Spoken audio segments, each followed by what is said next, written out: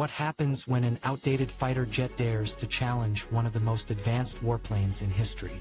On February 28, 1994, 6 Yugoslav J-21 Jastrebs took off on what they thought was a routine bombing mission over Bosnia.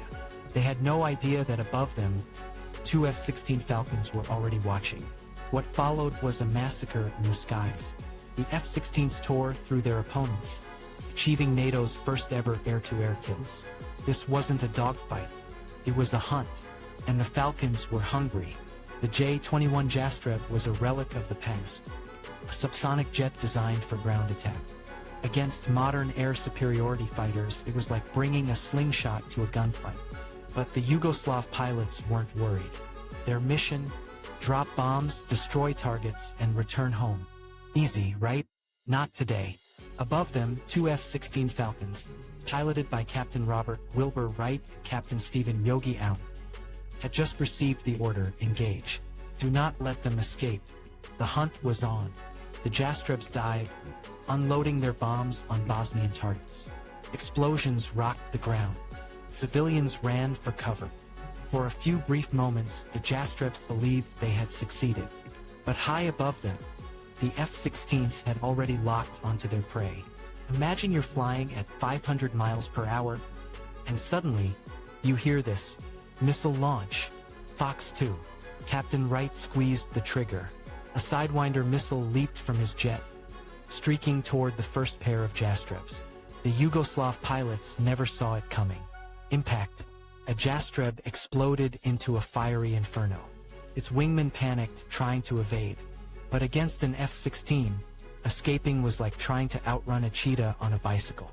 Captain Allen fired. Another Sidewinder screamed through the sky. Boom! Another Jastreb disintegrated. At this point, you might wonder, did the Jastrebs even stand a chance? Not really. One Jastreb tried a last-ditch maneuver, diving toward the mountains to escape radar. It didn't work. Captain Wright fired again. Another missile. Another kill. The last 3 Jastrebs were now hopelessly outmatched.